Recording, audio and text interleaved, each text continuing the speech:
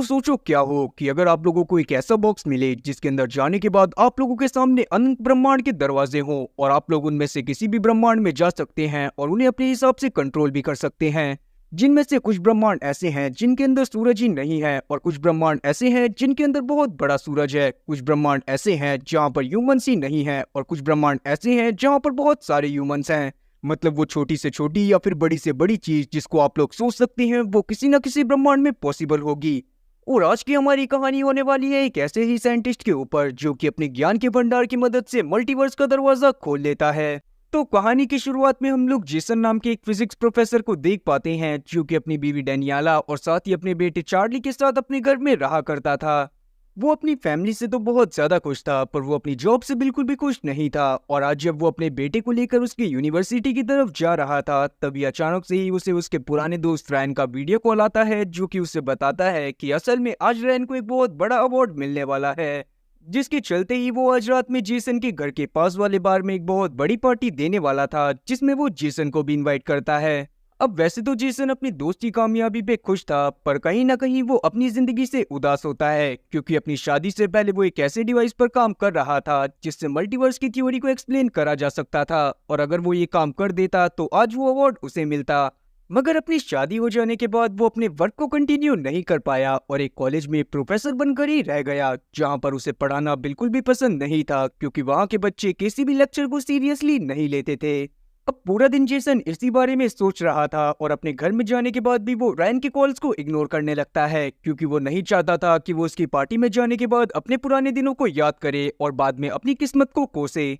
पर रात के समय में डेनियाला जेसन के फोन में रैन के मैसेजेस को देख लेती है और उसे पार्टी में भेज देती है जहाँ पर जाने के बाद रैन मैट नाम के बारटेंडर से मिलता है जिसको वो बहुत पहले से जानता था। अब रैन वहां पर जेसन से मिलने के बाद बहुत ज्यादा खुश था और वो उससे काफी सारी पुरानी बातें भी करता है जिससे जेसन को भी काफी ज्यादा अच्छा लगता है और वो रैन से बहुत देर तक बातें करता रहता है। रैन ने जेसन को पार्टी में एक खास मकसद से बुलाया था और जब पार्टी खत्म हो जाती है तो रैन जेसन को बताता है कि वो अपनी खुद की एक न्यूरोटेक कंपनी चालू करना चाहता है जिसके लिए उसे जेसन की मदद की जरूरत है और वो जेसन को डबल पैसे भी देगा। तब जेसन रैन से इस बारे में सोचने के लिए थोड़ा सा वक्त मांगता है और पार्टी से चला जाता है। पर रास्ते में हम लोग देखते हैं कि एक आदमी मास्क में उसको गन पॉइंट पर ले लेता है और उससे उसका फोन और साथ ही वॉलेट भी छीन लेता है। तब जेसन भी उस आदमी को चोर समझकर अपना बटुआ और अपना फोन उसे दे देता है पर उसके बावजूद भी वो आदमी उसको नहीं छोड़ता और उसको एक गाड़ी में बिठाकर रास्ता बताते हुए एक वेयरहाउस टाइप की जगह पर लेकर चला जाता है।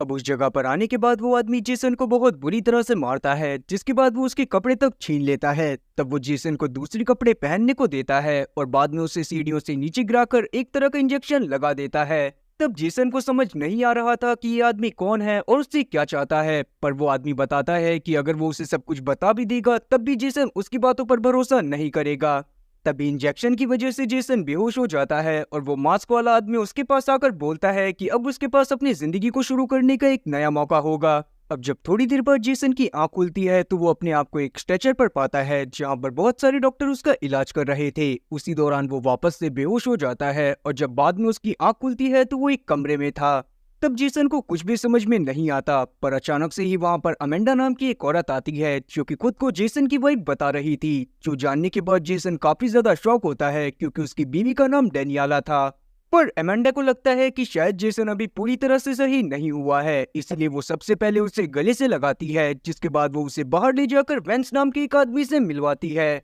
वेंस भी जेसन को देखकर बहुत ज्यादा खुश था। जेसन वेंस को पहचानता था क्योंकि उसके कॉलेज में वो उसके साथ पढ़ाई करा करता था पर अभी के टाइम पर वेंस पूरी तरह से चेंज हो चुका था। वेंस की बातों से हम लोग जान पाते हैं कि जेसन आज से 1.5 साल पहले एक एक्सपेरिमेंट को करते हुए अचानक से गायब हो गया था और तब से वो सीधा अब लौट कर आया है। वेंस के अलावा भी वहां पर और भी काफी सारे एम्प्लॉय थे जो कि असल में वेंस और जेसन के अंडर ही काम करा करते थे। तब जेसन वहां पर सभी लोगों को समझाने की कोशिश करता है कि वो अभी बस कुछ घंटे पहले ही गायब हुआ था और अब वो सीधा यहाँ पर आ गया है। और ना तो वो अमेंडा को जानता था और ना ही उसे समझ आ रहा था कि आखिरकार वहां पर चल क्या रहा है। तब यहाँ पर अमेंडा को लगता है कि शायद इतने समय बाद लौटने की वजह से उसे आराम की जरूरत है, इसीलिए वो सभी लोगों से शांत रहने को बोलती है। जिसके बाद लैब के लोग जेसन को लेकर कहीं पर जाने लगते हैं पर क्योंकि जेसन को अपने घर जाना था इसीलिए वो लैब से भाग जाता है और बाहर जल्दी से एक टैक्सी पकड़ता हुआ अपने घर के पास पहुंच जाता है। लेकिन अपने घर में जाने के बाद उसे अपने घर में कुछ अजीब सा दिखाई देता है, क्योंकि ना तो वहाँ पर उसकी बीवी थी और ना ही उसका बेटा। वहाँ पर उसे अमेंडा ही मिलती है, जो कि उससे बातें करते हुए उससे पूछने लगती है कि आखिरकार वो लैब से यहाँ पर क्यों आ गया। पर जेसन को कुछ भी समझ में नहीं आ रहा था, और तब जाकर हम लोग जान पाते हैं कि असल में जेसन एक दूसरे यूनिवर्स में आ गया है। पर कैसे, उसके बारे में हमें आगे जानने को मिलेगा। तब जेसन के असली यूनिवर्स में हम लोग डेनियाला को देख पाते हैं, जिसके पास भी एक जेसन आ जाता है। और ये असल में वही आदमी था जिसने मास्क बनाकर पहले वाले जेसन को लूटा था, और बाद में वो डेनियाला के पास आ गया ताकि वो पहले वाले जेसन की लाइफ को जी सके। खैर, अब कहानी को आसान बनाने के लिए हम लोग मास्क वाले जेसन को जय और साथ ही असली वाले जेसन को जेसन ही बोलेंगे। और जेसन का यूनिवर्स है यूनिवर्स 1 और जय का यूनिवर्स है यूनिवर्स 2। खैर, यूनिवर्स 1 में जे डेनियाला के साथ बहुत अच्छे से बिहेव करता है, जिससे डेनियाला को उसके ऊपर शक नहीं होता। और उसके बाद वो दोनों रूम में जाकर इंटीमेट होते हैं, और हम लोग यूनिवर्स 2 में देख पाते हैं कि जेसन बहुत ज्यादा परेशान था।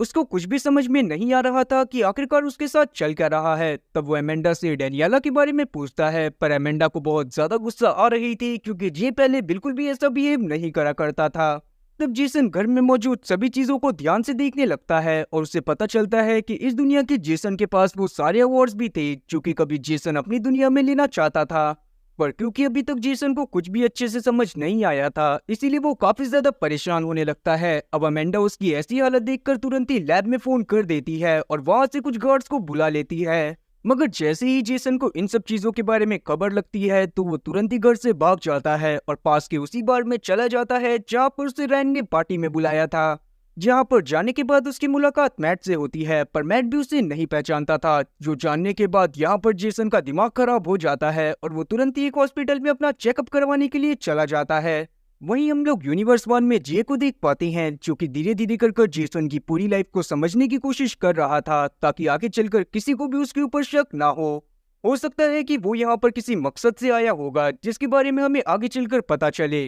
खैर, हम लोग यूनिवर्स 2 में जेसन को देख पाते हैं, जिसके पास डॉक्टर आकर उसे रिपोर्ट्स के बारे में बताने लगती है। और तब जाकर जेसन को पता चलता है कि उसके दिमाग में कोई भी प्रॉब्लम नहीं है, बस डॉक्टर को उसके ब्लड में एक अजीब तरह का केमिकल मिला था, जिसके बारे में वो अभी तक पता नहीं लगा पाए हैं। जो केमिकल असल में वही हो सकता था जिसको जे ने जेसन की बॉडी में उसे बेहोश करने के लिए इंजेक्ट करा था। खैर, आगे हम लोग देख पाते हैं कि जेसन इन सब चीजों से और ज्यादा परेशान हो जाता है, और उसकी समझ में नहीं आता कि आखिरकार इतनी जल्दी सब कुछ चेंज कैसे हो गया। तब डॉक्टर से थोड़ी देर और बात करने के बाद जेसन को ये बात पता चलती है कि जेसन इस दुनिया में एक बहुत मशहूर साइंटिस्ट है, जिसके नाम पर काफी सारे पेटेंट्स हैं। पर आज से 1.5 साल पहले वो अचानक से गायब हो गया था, और उसके बाद सीधा उसे अब देखा गया है। जो जानने के बाद जेसन काफी ज्यादा परेशान होता है, और वो डॉक्टर से तुरंत ही डेनियाला के बारे में सर्च करने को बोलता है। और तब जाकर जेसन को पता चलता है कि इस यूनिवर्स में कभी भी उसकी शादी डेनियाला से हुई ही नहीं। डेनियाला इस यूनिवर्स में एक बहुत मशहूर पेंटर थी, जिसकी पेंटिंग को हर जगह पसंद करा जाता था। लेकिन जेसन के हिसाब से डेनियाला ने आज से बहुत समय पहले ही पेंटिंग को छोड़ दिया था, ताकि वो अपनी फैमिली के ऊपर ध्यान दे सके। पर अभी के टाइम पर जेसन तुरंत ही डेनियाला का एड्रेस निकालता है और डिसाइड करता है कि वो डेनियाला से ही जाकर सीधा बात करेगा। वहीं दूसरी तरफ हम लोग वेंस, अमेंडा और साथ ही एक सिक्योरिटी ऑफिसर को देख पाते हैं, जिनकी बातों से हम लोग जान पाते हैं कि उन्हें भी समझ में नहीं आ रहा था कि आखिरकार जेसन उनके साथ ऐसा बर्ताव क्यों कर रहा है। और क्योंकि पहले भी उनके एक्सपेरिमेंट के दौरान 3 लोग गायब हो चुके थे, इसीलिए वो नहीं चाहते थे कि जेसन बाहर जाकर उनके एक्सपेरिमेंट के बारे में किसी को भी बता दे, और इसीलिए ही वो जल्दी से जल्दी उसको पकड़ना चाहते थे। अब जैसे ही वो डेनियाला से मिलता है, वैसे ही वो उसे गले से लगा लेता है। पर डेनियाला को समझ में नहीं आ रहा था कि आज आखिरकार जेसन उससे ऐसा बर्ताव क्यों कर रहा है।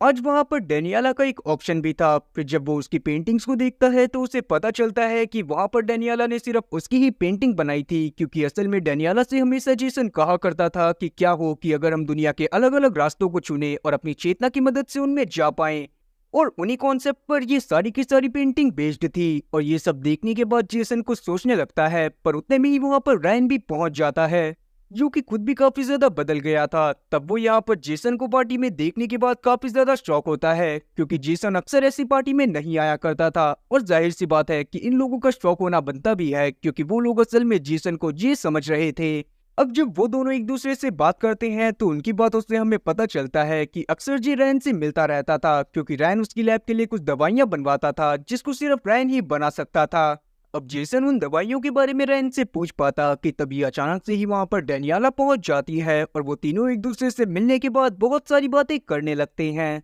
वहीं यूनिवर्स 1 में हम लोग जे को देख पाते हैं, जिसकी हरकतें डेनियाला को कुछ अजीब लग रही थी, पर यहाँ पर जे किसी तरह से पूरी बात को संभाल लेता है और डेनियाला का शक वापस से उसके ऊपर से हट जाता है। वहीं यूनिवर्स 2 में ऑक्शन खत्म होने के बाद जेसन, डेनियाला और रैन तीनों साथ में बैठे हुए थे, जहां पर जेसन उन्हें अपने साथ हुई घटनाओं के बारे में बताने की कोशिश करने लगता है। साथ ही अब धीरे धीरे जेसन को समझ आ रहा था कि हो सकता है कि ये उसका यूनिवर्स ना हो, और इसीलिए वो डेनियाला और साथी रैन को बताता है कि उसके यूनिवर्स में उसकी शादी डेनियाला से हुई थी और उनका एक चार्ली नाम का बेटा भी था। वो दोनों एक दूसरे के साथ बहुत ज्यादा खुश थे और उस यूनिवर्स में अपना परिवार बसाने के लिए उन दोनों ने अपने करियर तक को दांव पर लगा दिया था। तब यहाँ पर डेनियाला और रैन को उसकी बातों पर भरोसा नहीं होता, क्योंकि इस यूनिवर्स में जेसन ने अपने करियर को ज्यादा तवज्जो दी थी और उसने डेनियाला के साथ हर तरह का रिश्ता खत्म कर दिया था। पर डेनियाला को ये बात भी बहुत अच्छे से याद थी कि जेसन उससे अक्सर मल्टीवर्स के बारे में बात करता था, जहाँ पर छोटी छोटी चीज भी एक बहुत बड़ा चेंज लेकर आ सकती थी।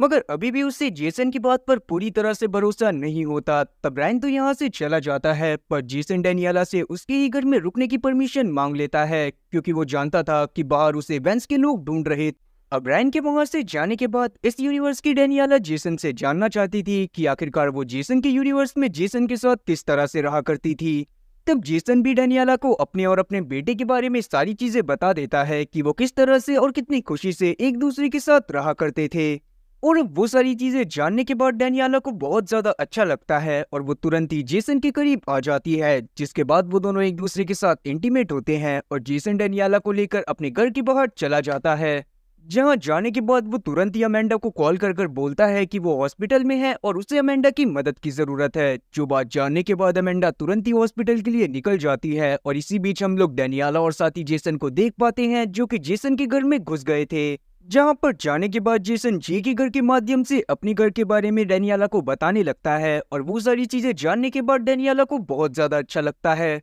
साथ ही वहीं पर उन दोनों की बातों से हम लोग ये बात भी जान पाते हैं कि इस डेनियाला का चक्कर भी जे के साथ ही चल रहा था, पर जैसे ही ये प्रेग्नेंट हुई और जे को इस बारे में पता चला तो उसने डेनियाला को छोड़ दिया, क्योंकि वो अपनी रिसर्च को कंप्लीट करना चाहता था। लेकिन यूनिवर्स 1 में जेसन ने डेनियाला को नहीं छोड़ा था, जबकि वो इस बात को बहुत अच्छे से जानता था कि अगर वो उसके साथ शादी कर लेता है तो वो अपने रिसर्च को कंटिन्यू नहीं कर पाएगा।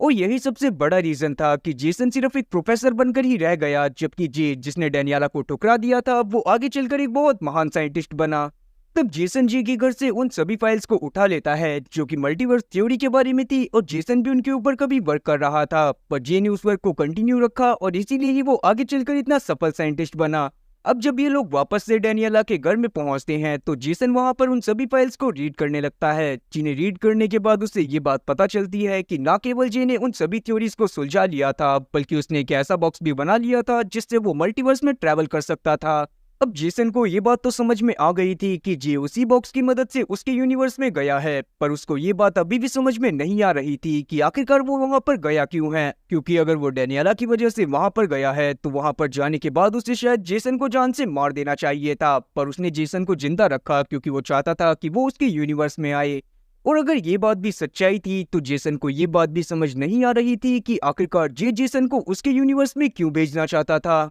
वहीं हम लोग यूनिवर्स 1 में जे को देख पाते हैं, जो कि एक अजीब सी अबंडेंट बिल्डिंग में आकर वहां पर एक बॉक्स को चेक करने लगता है, जो कि उसी बॉक्स की तरह लग रहा था जिसके बारे में उसकी थ्योरी में जिक्र था। अब वहां पर जाने के बाद वो कुछ कैमरास को वहां पर लगा देता है और चार्ली की डेट ऑफ बर्थ को देखने के बाद वहां से निकल जाता है। वहीं दूसरी तरफ हम लोग यूनिवर्स 2 में डेनिला को देखते हैं, जो कि जब जेसन के करीब जाने की कोशिश कर रही थी तभी अचानक से ही वहां पर वेंस कंपनी की सिक्योरिटी ऑफिसर पहुंच जाती है, जो कि तुरंत ही डेनिला को शूट करके जान से मार देती है और अब उसने जेसन को भी बंदी बना लिया था। अब अपनी आंखों के सामने डेनिला को यूं मरता देख जेसन काफी ज्यादा परेशान हो जाता है, पर वेंस कंपनी के सिक्योरिटी ऑफिसर उसे तुरंत ही वेंस के पास लेकर चली जाती है। तो वहां पर वेंस सबसे पहले जेसन से डेनिला की मौत की वजह से माफी मांगता है, जिसके बाद उसकी बातों से हम लोग जान पाते हैं कि असल में वेंस के मम्मी पापा की मौत उसके बचपन में ही हो गई थी, जिसके बाद उसके दादा ने उसे पाला था और वो बहुत ज्यादा अमीर थे और इसीलिए उनकी मौत के बाद वेंस को बहुत ज्यादा पैसा मिला। और एक दिन उसके पास अचानक से जे आया, जिसने उससे बातें करते हुए उसे बताया कि अगर वो अपना सारा पैसा जे को दे देता है तो वो उसे मल्टीवर्स में ट्रैवल करने के बारे में काफी सारी चीजें बता सकता है। और क्योंकि वेंस खुद भी मल्टीवर्स में ट्रैवल करके अपने पेरेंट्स से मिलना चाहता था, इसीलिए उसने अपना सारा का सारा पैसा उसी प्रोजेक्ट में लगा दिया। जिसके बाद ही जे ने जाकर उस मशीन को बनाया जिसकी मदद से वो मल्टीवर्स में ट्रैवल कर सकता था। तब उस बॉक्स को बनाने के बाद जे ने उसमें 3 लोगों को भेजा ताकि उसकी टेस्टिंग करी जा सके, पर उसके बाद उनमें से कोई भी लौट कर नहीं आया। जिसके बाद जे ने ये बात किसी को नहीं बताई कि उस बॉक्स को किस तरह से ऑपरेट करा जाता है। और आज से लगभग 1.5 साल पहले जे खुद ही किसी को बिना बताए उस बॉक्स के अंदर गया, जिसके बाद वो खुद भी कभी वापस लौट कर नहीं आया और तब से ही वेंस उसको ढूंढ रहा था। अब ये सारी बातें जानने के बाद जेसन को ये बात तो पता चल जाती है कि वेंस बस मल्टीवर्स में ट्रैवल करना सीखना चाहता है, और अगर उसे ये बात पता चली कि जेसन उसके यूनिवर्स का जे नहीं है तो वो उसे तुरंत ही जान से मार देगा, और इसीलिए वो ऐसा प्रिटेंड करता है जैसे वो जेसन नहीं बल्कि जय हो। वो तो वेंस को भी लगने लगता है कि शायद जी की मेमोरी चली गई होगी, इसीलिए वो इस तरह से बिहेव कर रहा है। और यही सब सोचते हुए वो तुरंत ही जेसन को जी की सारी कंप्यूटर फाइल्स के पास लेकर चला जाता है ताकि जेसन उन सबको रीड करने के बाद अपने पास्ट मेमोरीज को याद कर पाए। अब थोड़ी देर उन डॉक्यूमेंट्स को रीड करने के बाद जेसन तुरंत ही उस बॉक्स के पास जाता है और उसे बहुत ध्यान से देखने लगता है। तब पहले तो उसे कुछ भी समझ में नहीं आता, पर बाद में अचानक से ही उसे ऑब्जर्वर्स थ्योरी के बारे में याद आता है कि अगर किसी भी ऑब्जेक्ट को बिल्कुल भी ऑब्जर्व ना करा जाए तो वो ऑब्जेक्ट बिल्कुल ही अलग तरह से बिहेव करता है। लेकिन अभी भी जेसन को ये बात समझ में नहीं आ रही थी कि बॉक्स में जाने के बाद भी इंसान का ब्रेन तो वर्क करता रहेगा और आसपास की चीजों को ऑब्जर्व भी करेगा, और अगर ऐसा होता है तो कोई भी इंसान मल्टीवर्स में ट्रैवल कैसे कर सकता है, और उस चीज को रोकने के लिए इन्हें कैसे कंपाउंड की जरूरत पड़ेगी जिससे इंसान के ब्रेन को कुछ समय के लिए बंद करा जा सके। तब जेसन उस वक्त की रिकॉर्डिंग को चेक करता है जब जे यहाँ से गया था, जिसके बाद वो उस रिकॉर्डिंग को भी चेक करता है जब वो खुद यहाँ पर आया था। तब जाकर उसे ये बात पता चलती है कि जिस वक्त वो खुद यहाँ पर आया था उस वक्त वो काफी ज्यादा नशे में था, और इस बात का साफ मतलब यही था कि असल में जे ने जो दवाई उसको बेहोश करने के लिए लगाई थी वो दवाई असल में उसे बेहोश करने के लिए नहीं थी, वो उसके दिमाग को बंद करने के लिए थी ताकि जे उसे इस यूनिवर्स में लेकर आ सके। अब जेसन को धीरे धीरे सब कुछ समझ तो आ रहा था, पर वो इस बारे में वेंस से कुछ भी शेयर नहीं करता क्योंकि वो इस बात को बहुत अच्छे से जानता था कि अगर वेंस को इन सब चीजों के बारे में पता चलेगा कि वो एक दूसरे यूनिवर्स का जेसन है तो वो उसे तुरंत ही जान से मार देगा। अब इसी तरह से कुछ दिन और बीत जाते हैं। तब वेंस एक दिन जेसन को अपने पास बुलाता है और उसे बताता है कि उसे उसके बारे में काफी सारी चीजें पता चली हैं, और उसी समय पे हम लोग रैन को भी देख पाते हैं जिसे वेंस के आदमियों ने पकड़ लिया था, जिसकी मदद से ही उन्हें ये बात भी पता चल गई थी कि ये जेसन दूसरे यूनिवर्स का है। और अब जेसन के हाव भाव भी बदल गए थे। तब वेंस उसे बहुत बुरी तरह से मारता है और उसे आखिरी 2 दिन का टाइम देता है ताकि वो इस बॉक्स के बारे में सारी चीजें पता कर उसे बता सके, नहीं तो वो उसे जान से मार देगा। वहीं यूनिवर्स नंबर 1 में हम लोग देख पाते हैं कि जे यहाँ पर डेनिला के साथ बहुत ज्यादा खुश था। तब वो बहुत ज्यादा कोशिश करता है कि डेनिला और साथी फ्रैंकलिन को उसके ऊपर शक ना हो, पर धीरे धीरे कर उन दोनों का शक उसके ऊपर बढ़ता जा रहा था। पर डेनिला जे से इस बारे में डायरेक्ट बात नहीं कर सकती थी। तब वो जे से बातें करने लगती है और जे उससे बातें करता हुआ उसे वापस से एक बार यकीन दिला देता है कि वो ही असल में जेसन है। वहीं हम लोग दूसरे यूनिवर्स में रायन और साथी जेसन को देख पाते हैं जिन्हें वेंस के लोगों ने एक ही कमरे में बंद कर दिया था। अब जब यहाँ पर जेसन रायन से बातें करता है तब जाकर उसे पता चलता है कि असल में इस यूनिवर्स का जेसन रायन से ही काफी सारी दवाइयां बनवाया करता था जिसके बारे में उसने किसी को भी नहीं बताया था। और वो कंपाउंड जिससे कुछ समय के लिए ब्रेन को पूरी तरह से बंद करा जा सकता है वो भी किसी और ने नहीं बल्कि रायन ने ही बनाया था, जिसकी काफी सारी शीशियां अभी भी इस लैब में रखी हुई हैं। और ये बात जानने के बाद जेसन कुछ सोचने लगता है। तब जेसन के दिमाग में ये प्लान चल रहा था कि वो किसी भी तरह से उन दवाइयों को चुराकर उस बॉक्स के अंदर जाएगा और वापस से अपने यूनिवर्स में चला जाएगा। लेकिन जेसन के रूम के बाहर काफी सारे गार्ड्स हमेशा ही पहरा देते रहते थे। वहीं दूसरी तरफ हम लोग अमेंडा को देखते हैं जिसे जब ये बात पता चलती है कि वेंस 2 दिन के अंदर जेसन को जान से मार देगा और साथ ही वो जेसन इनके यूनिवर्स का है ही नहीं, तो वो डिसाइड करती है कि वो जेसन की मदद करेगी। और यही सब सोचते हुए अमेंडा तुरंत ही जेसन के रूम में जाकर जेसन को अपने साथ बॉक्स के पास लेकर जाने लगती है, पर अचानक से ही वेंस और उसके साथियों की नजर उसके ऊपर पड़ जाती है और वो तुरंत ही उन्हें पकड़ने की कोशिश करने लगते हैं। जिसके बाद वो दोनों उस दवाई वाले एक सूटकेस को भी चुरा लेते हैं और वहां से उस बॉक्स के अंदर चले जाते हैं, जहां पर जाने के बाद उन्होंने उस दवाई को भी इंजेक्ट कर लिया था और तभी उन लोगों को नींद आ जाती है। वहीं वेंस जब अपने साथियों के साथ उस बॉक्स को चेक करता है तो वहां पर उन्हें कोई भी नहीं मिलता, जो देखने के बाद उसे बहुत ज्यादा गुस्सा आती है। दूसरी तरफ हम लोग वापस से वेंस और अमेंडा को देखते हैं जिन्हें अब होश आ गया था और उन लोगों के सामने हजारों दरवाजे थे जो कि अलग अलग पैरेलल यूनिवर्स के थे और वो लोग किसी भी यूनिवर्स में जा सकते थे।